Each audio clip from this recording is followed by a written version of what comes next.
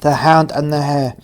A young hound started a hare, and when he caught her up, he would at one moment snap at her with his teeth, as though he was about to kill her, while the other he would let go and hold his frisk about her, as if he were playing with another dog. At last the hare said, "I wish you would show yourself in your true colours. If you are my friend, why do you bite me? If you are my enemy, why do you play with me? He is no friend who plays double."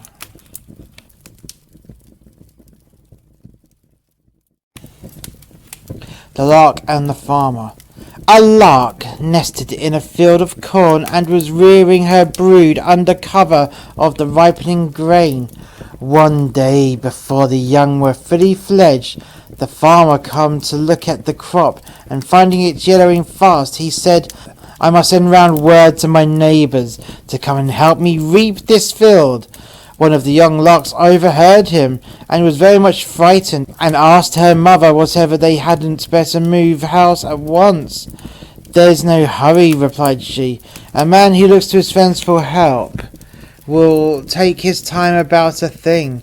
In a few days the farmer came by again, and saw the grain was overripe, and falling out the ears upon the ground. "I must put it off no longer," he said. "This very day I'll hire the men and set them to work at once."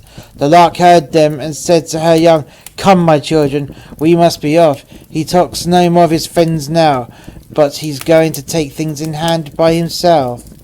Self-help is the best help."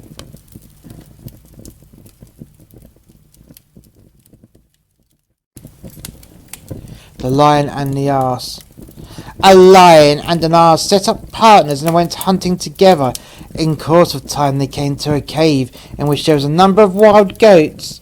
The lion took up his stand at the mouth of the cave and waited for them to come out, while the ass went inside and bayed for all that he was worth in order to frighten them out into the open.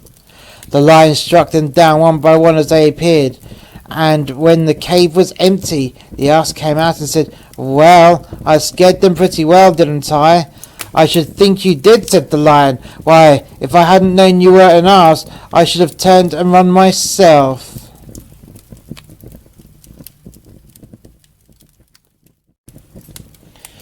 The Lion and the Bull. A lion saw a fine fat bull pasturing among a herd of cattle, and cast about for some means of getting him into his clutches. So he sent him word that he was sacrificing a sheep, and asked if he would do him the honour of dining with him. The bull accepted the invitation, but on arriving at the lion's den, he saw a great array of saucepans and spits, but no sign of a sheep. He turned on his heel and walked quietly away. The lion called after him in an injured tone to ask the reason, and the bull turned around and said, "I have reason enough.